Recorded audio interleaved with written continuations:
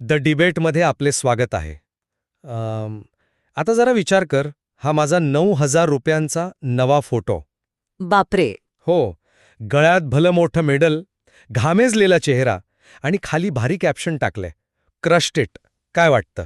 मला वाटतं caption crushed ऐवजी माय वॉलेट गॉट क्रश्ड असं असायला हवं होतं. अरे पण नाही, म्हणजे खरं सांग, 9,000 रुपये देऊन तू खरंच फिटनेस कमावतोयस की फक्त इंस्टाग्रामवर म्हणजे व्हॅलिडेशन आणि लाईक्स गोळा करतोयस? बघ, 9,000 लोकांच्या गर्दीत जेव्हा तू विचार कर, बंगळुरूच्या हायरॉक्स 2026 मध्ये सलग 8 किलोमीटर पळतेस आणि मध्ये मध्ये हेवी जिम वर्कआउट्स पूर्ण करतेस, तेव्हा ते फक्त लाईक्ससाठी नसतं.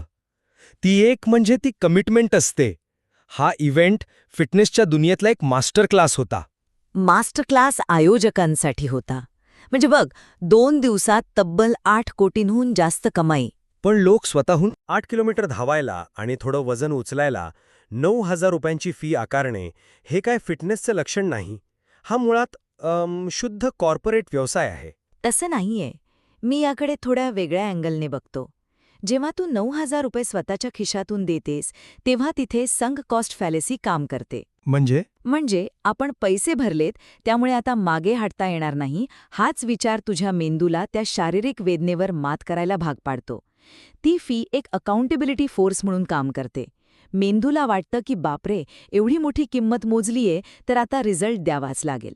पण मुळात अकाउंटेबिलिटीसाठी एवढी मोठी किंमत का? म्हणजे फिटनेस